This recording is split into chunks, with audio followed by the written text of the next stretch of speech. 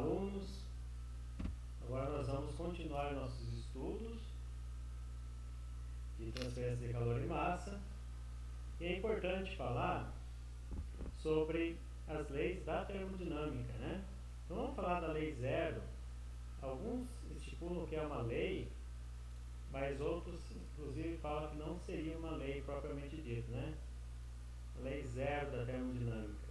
A lei zero da termodinâmica diz sobre a tendência de equilíbrio entre todos os sistemas a uma mesma temperatura, né?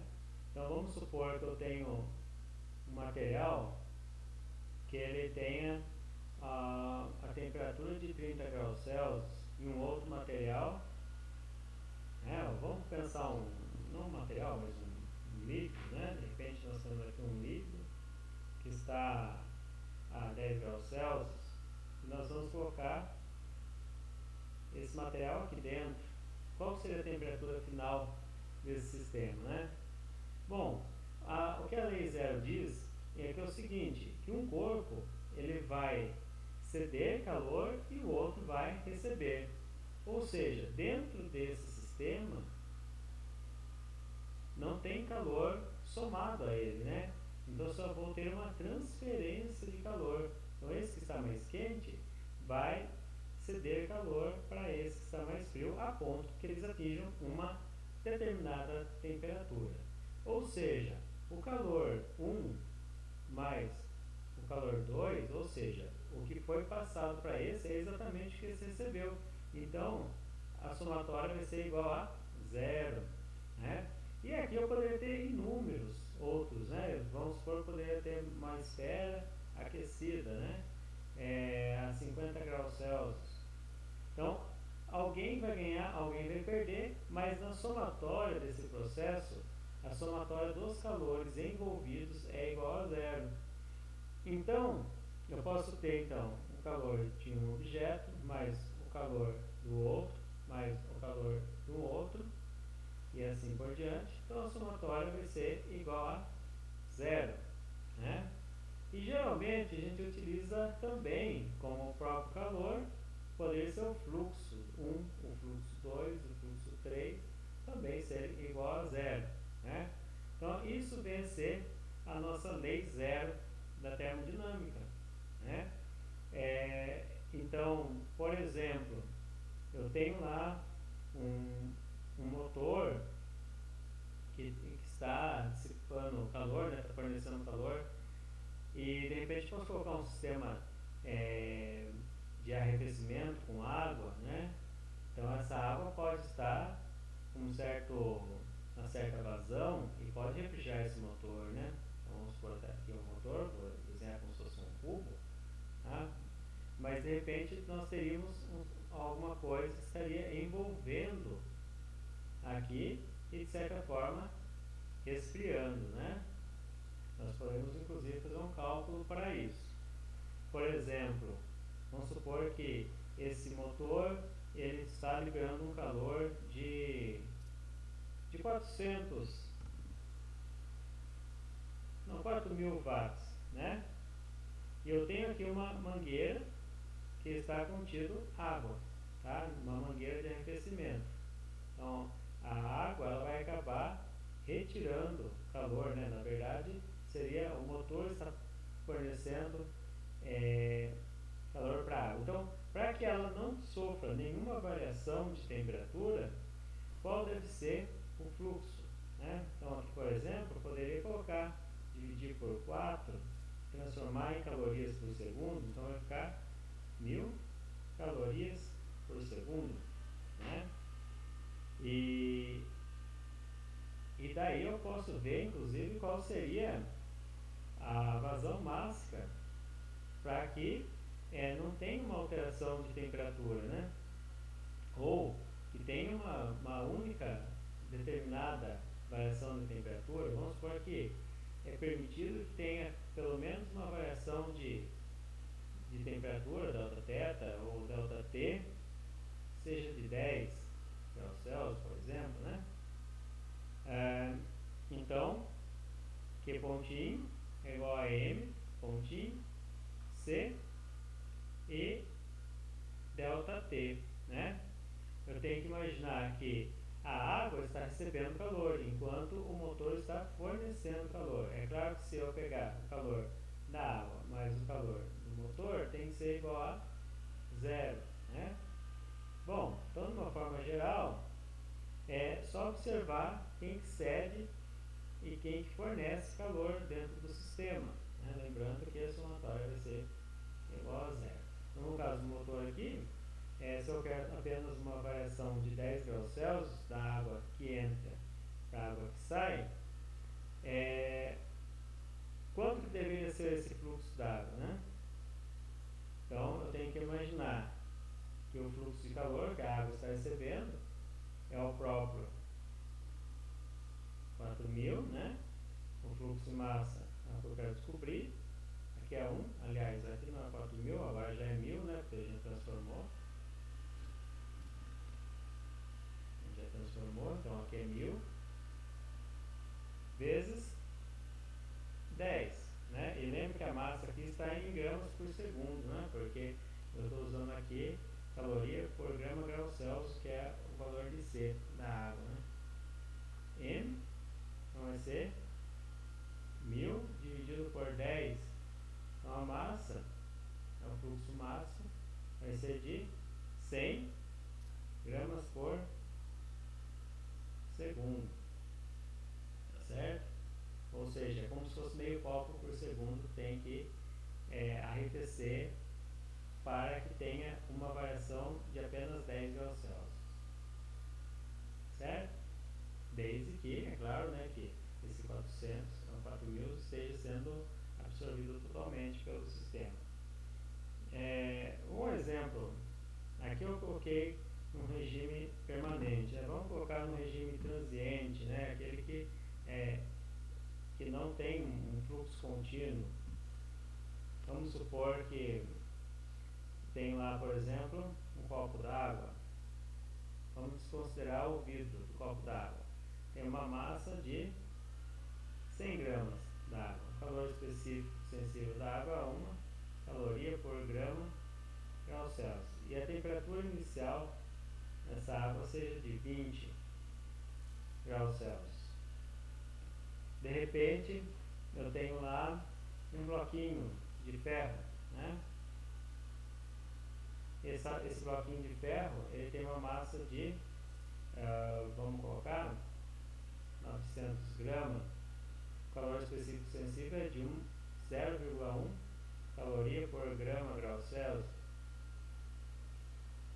Né? E a temperatura inicial para o ferro vai ser de 100 graus Celsius. Né? O que nós pensamos? Então, o calor da água mais o calor desse ferro tem que ser igual a zero. Bom, ninguém deles vai mudar de fase. Então, nós vamos usar o calor sensível. Né? O calor sensível aqui vai ser de M C delta tetra para a água mais MC delta tetra para o ferro. E a somatória tem que ser zero. E, de acordo com a lei zero da termodinâmica, a temperatura dos dois tem que ser a mesma no final, né? Então a temperatura final de ambos tem que ser a mesma. Então eu coloco a temperatura final tanto para o ferro quanto para a água, né? Então a massa de água é 100, o calor específico sensível da água é 1, a temperatura final eu não sei, mas a inicial era 20, mais a massa de ferro é 900 gramas, calor específico sensível do ferro 0,1, a variação, a temperatura final também não sei, mas a inicial eu sei que é de 100, que é igual a 0, 100 vezes TF, 100 TF, menos 20 vezes 100, menos 2.000, 900 vezes 1, dá 90, vezes TF, 90 TF, menos 100 vezes 900, então dá 9, né? 1 tem 4 zeros. 1, 2, 3, 4. É igual a zero. Junta todas as incógnitas, né? Então vai ficar aqui 190 TF é igual a 92 mil. TF é igual a 92 mil dividido por 190.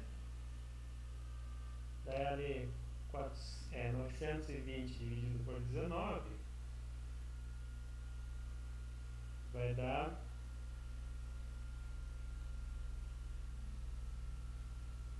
48,42.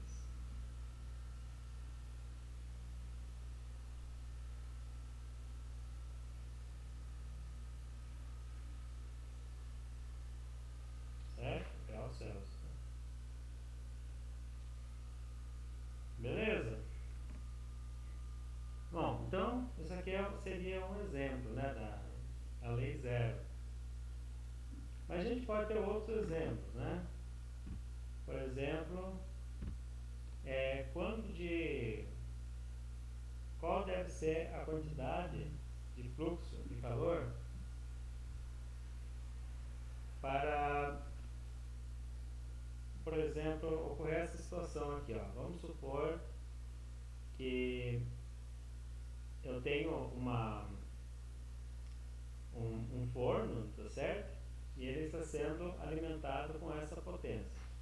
Vamos supor, eu tenho lá poder calorífico para a gasolina, por exemplo, né? Vai ser de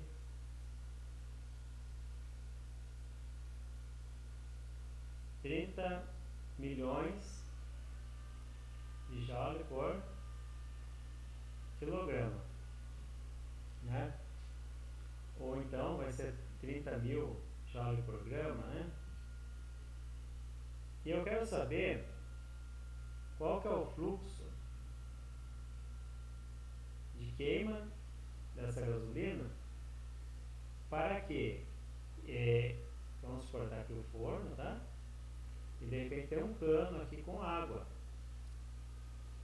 tá certo? Então tem água passando por aqui. Eu quero que essa água ela entre com 20 graus Celsius e ela saia com, vamos supor, 60 graus Celsius. Ah, então a gente quer fazer esse tipo de dimensionamento. Eu quero saber quanto deve ser o fluxo da queima do combustível, né, que tem esse poder calorífico, para que a água, ao passar por esse cano aqui, né, de forma que esse cano faça essa troca integral, né, e que tenha essa variação. Então, o que acontece? A gente vai usar esse princípio da lei zero da termodinâmica, né? Então, o que acontece?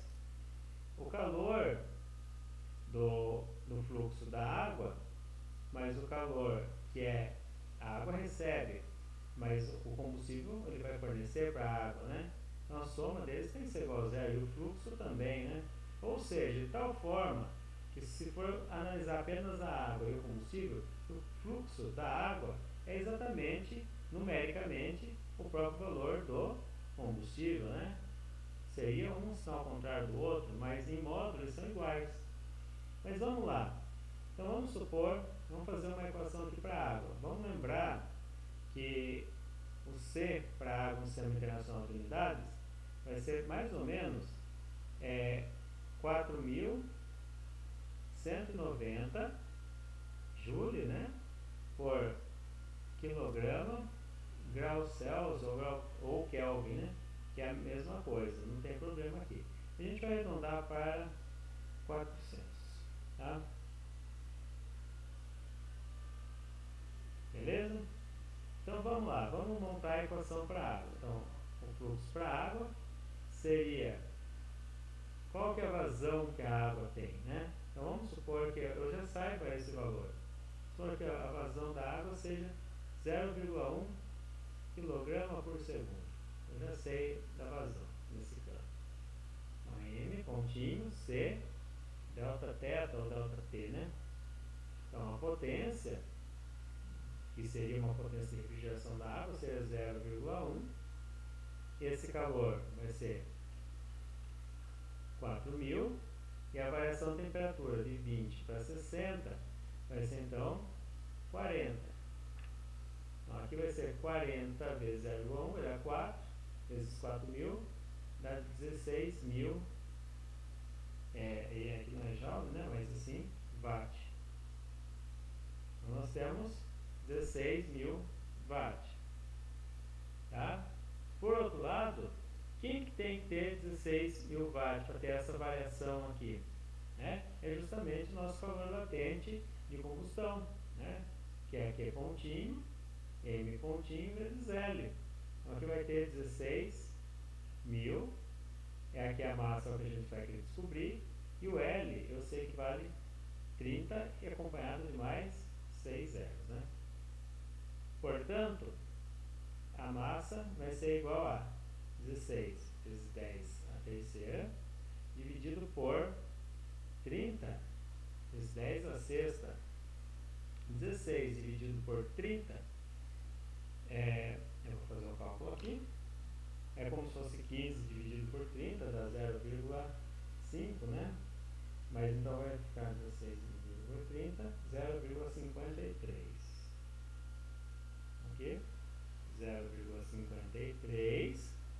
E daí vai ficar 10 a menos 3 kg por segundo. Como é 10 a menos 3, eu posso colocar então que o fluxo de massa, né, tá faltando os pontinhos aqui, o fluxo de massa vai ser então 0,53 gramas por segundo. Então é um exercício que pode ocorrer, né? Beleza? Tudo bem? Então, nós estamos aqui com a lei zero da termodinâmica. Espero que vocês tenham compreendido. E agora nós vamos para um próximo vídeo, onde vai falar sobre as outras duas leis da termodinâmica, né? E alguns mais audaciosos ainda falam de uma terceira lei da termodinâmica, né? A lei 0, 1, 2 e alguns audaciosos falam ainda da terceira. Mas nós vamos limitar a falar até a segunda lei da termodinâmica, que é o que importa para a gente no escopo desse curso. Tá certo? Um abraço e até mais.